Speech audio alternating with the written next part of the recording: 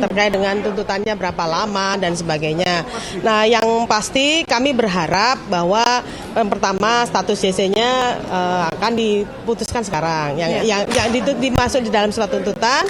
Yang kedua juga ada keringanan penjatuhan hukuman. Apa itu keringanan penjatuhan hukuman? Di dalam pasal 10A di penjelasannya disebutkan keringanan penjatuhan hukuman ini untuk justice kolaborator itu meliputi bisa saja dikenakan tuntutan untuk pidana bersyarat secara khusus, kemudian ada juga percobaan, ada juga yang paling pasti adalah ada juga pidana yang paling ringan di antara para terdakwa lainnya. Iya, harus. Seperti itu.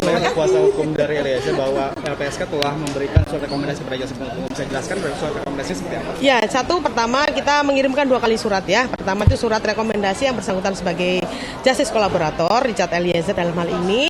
Yang kedua disampaikan juga bahwa selain justice kolaborator yang bersangkutan juga berhak untuk mendapatkan penghargaan. Apa saja itu penghargaannya? Pertama adalah penjatuhan keringanan hukuman, yang kedua berkaitan dengan hak-haknya dalam selaku narapidana nantinya, misalnya ada pembebasan bersyarat dan sebagainya. Nah, diterangkan juga di surat kami itu salah satunya apa saja penjatuhan hukum, keringanan penjatuhan hukuman tadi.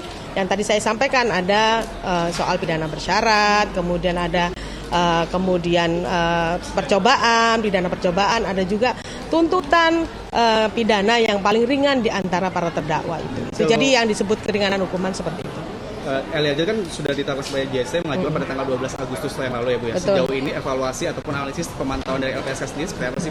Sejauh ini sampai detik ini kami memandang bahwa Richard Eliezer berhak mendapatkan status JC karena sampai sejauh ini dia komitmen dan dia konsisten dengan keterangan-keterangannya dan bahkan ada beberapa fakta yang dia kemukakan, dia ungkap yang baru, fakta baru yang dia ungkap di tengah persidangan seperti soal foto yang berkaitan dengan perencanaan pembunuhan.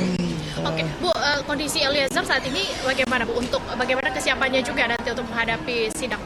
Insya Allah sih siap ya secara fisik, sehat, terus kemudian secara mental juga Richard siap. Cuman ya biasa ya, karena kan menjelang tuntutan kan pasti juga ada rasa khawatir akan dituntut tinggi atau tidak. Tapi ya kami sangat berharap bahwa tuntutan itu sesuai dengan pasal 10A Undang-Undang Perlindungan Saksi dan Korban, ada keringanan penjatuhan hukuman. Bu, kalau dalam prosedurnya LPSK apakah hanya mengirimkan surat rekomendasi kepada jaksa penuntut umum juga? Apakah memang ke hakim juga pada saat nanti jelang vonis?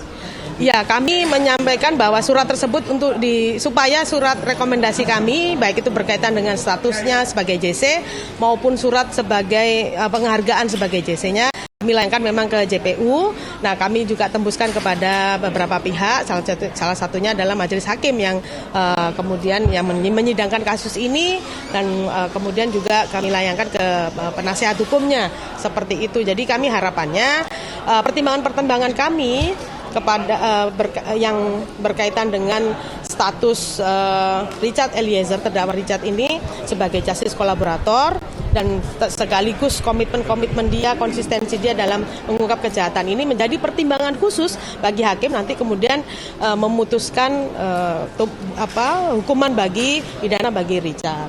Ya, kami harapnya ringan sekali ya gitu. Ringan sekali itu seberapa persen dari misalnya ini ada 8 tahun Bu yang untuk 3 terdakwa? Ya, kami berharap itu Richard lebih ringan dari semua terdakwa. Dia paling ringan harapannya dari semua terdakwa. 7,5 tahun juga ringan Bu? Ya, pokoknya paling minim di antara semua terdakwa harapannya. Seandainya keringanan itu tidak diberikan jaksa penuntut umum, karena kan opsi terakhirnya adalah ringan hukumannya ketimbang terdakwa yang lain. Itu tidak terjadi, apa hak dari terdakwa Eliezer atau mungkin apa yang bisa dilakukan LPSK? Masih ada pledoi, ya kan? Nah, itu bisa ditempuh oleh Richard. Nah, otomatis kami juga akan koordinasi dengan penasihat hukum dari Richard gitu ya. Yang kedua, kami tetap memberikan perlindungan kepada Richard. Jadi tidak akan kami mundur gitu, tidak ada kami lepas meskipun kemudian tidak sesuai harapan ya, tapi akan tetap. Tapi kan kita masih ada harapan untuk putusan dari majelis hakim. Semoga harapannya bisa terakhir di situ gitu ya, gitu. Nah, masih nanti kalaupun seandainya masih tidak sesuai harapan lagi, karena masih ada langkah hukum yang lainnya seperti itu. Terima kasih banyak Bu penjelasannya. Ya, sama-sama. Semangat. Namanya tahu?